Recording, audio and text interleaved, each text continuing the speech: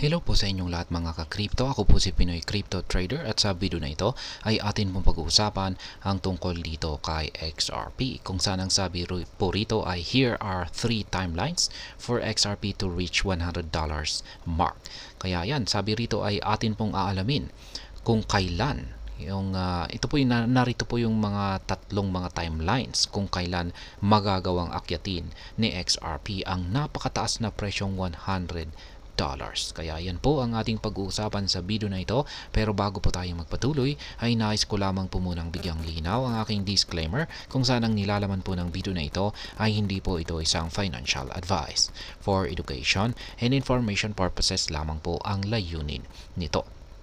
At ayan, sa ating pagpapatuloy ay ang sabi rito ay multiple industry commentators have predicted XRP to hit $100 level, with some of these predictions spotlighting possible timelines for this target to hit.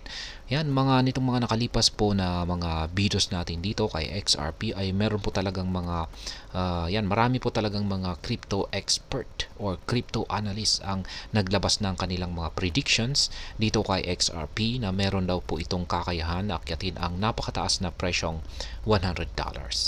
At may mga ilan sa mga analyst na ito na naglabas ng kanilang timeline kung kailan po ito magagawang patamaan or akyatin ni XRP sa hinaharap. Kaya yan po ang ating malalaman dito. Kaya yan. Ang sabi dito ay XRP to $100 prediction.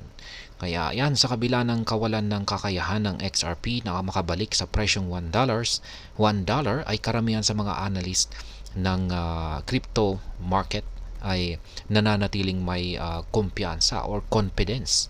Yan, meron po silang malakas na pagtitiwala sa potential ni XRP para ito ay lumago sa napakataas na presyo. Habang ang ilang mga market watchers or market analyst ay umaasa ng mga rally kung saan ay ito ay umaabot po sa mga katamtamang presyo lamang or modest price na tulad po ng $5 hanggang $6. Ang iba naman ay naniniwala na ang mga target na tulad po ng $20 hanggang $30 ay posible na rin para kay XRP. Samantala ay may isang grupo naman ng mga commentators na patuloy na sila ay naniniwala or isinusulong po nila ang narrative kung saan ay isa po itong uptrend na ni XRP sa mga antas or price level na malapit po sa $100. Isa ito sa mga pinaka-ambisyosong price target para kay XRP. Halimbawa ay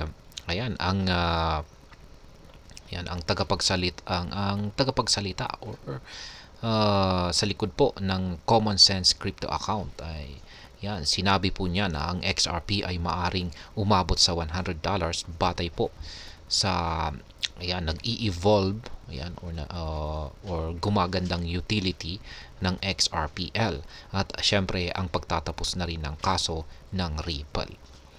Bukod dito ay ang host ng XRP community-based media source na 24 Hours Crypto ay nagbahagi na rin ng katulad na mga sentiments nitong nakaraang buwan ng November.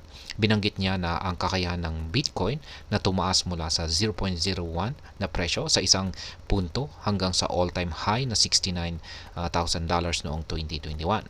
Ayon sa kanya ay kung nagawa ito ni Bitcoin sa kabila ng hindi pagkakaroon ng maraming mga features or mga gamit tulad ng XRP ay maaari rin na maabot ni XRP ang presyong $100. Kaya yan po ang basihan dito ng isang crypto expert. Timelines for XRP to hit $100. Kailan nga ba magagawang akyatin ni XRP ang presyong $100? Habang ang target na $100 ay naging sentro ng atensyon kamakailan, ang ilang mga projection ay nagtakda po ito ng mga timeline para Ayan, kung kailan maaabot ni XRP ang target na ito. Ang commentator, ang isang market commentator na si Ginoong Andrew Fort ay nagbigay ng ganitong prediction nitong nakalipas na buwan ng Marso. Kanya pong inilarawan ang isang hinaharap kung saan ang Bitcoin ay umabot ng $1 million, samantala ay si Ethereum naman ay umabot po ng $20,000 at itong si XRP ay umabot ng $100. At yan po ay magaganap pagsapit daw po ng taong 2037. Yan, meron na rin po tayong isa pang crypto expert dito. Ang analyst na si Barik, yan, si Ginoong Barik ay nagbigay din ng isang timeline na maaaring sundan ng XRP sa paglalakbay patungo sa price level na $100. Sa isang pahayag, 4 na buwan na ang nakalipas, ay sinabi ng analyst na si Barik na ang market ay nag-aalok ng maraming pagkakataon para sa mga investors na bumili ng XRP sa murang presyo nito. Gayunpaman ay naniniwala siya na ang pagkakataong ito ay patuloy na magbabago sa paglipas ng mga taon, habang ang XRP na may mababang presyo na 0.8 or 80 cents ay itinuturing ng marami bilang murang presyo. Inaasahan ni Ginong Barik na ang murang presyo ng XRP ay nasa pagitan po ng $1 hanggang $3 sa pagtatapos ng kasalukuyang bull run na ito.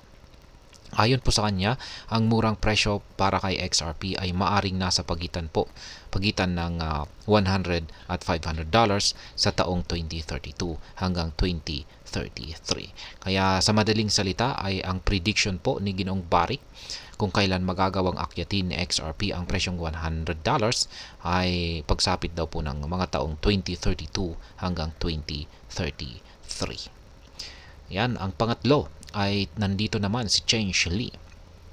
Ayan, samantala ay kamakailan lamang ay hinulaan ng mga analyst sa crypto exchange na Cheng Li na maaring maabot ni XRP ang presyong $100 pagsapit naman po ng April 2040. Kaya mukhang medyo mas matagal yung kanilang prediction dito.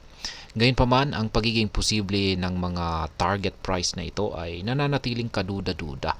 Kailangan ng XRP na tumaas po ng 16,961% mula sa kasalukuyang mga presyo upang maabot ang $100. Bukod dito, ang presyo ng $100 para kay XRP ay magresulta po ito sa isang market cap na higit $5.6 trillion. Kaya yan po ulit yung mga tatlong timeline na prediction kung kailan daw po makakamit ni XRP ang presyong $100. Kay Cheng Li ay pagsapit po ng taong 2040. Kay Ginoong Barik ay pagsapit po ng taong 2032 hanggang 2033. At kay Ginoong Andrew Fort ay sa taong 2037.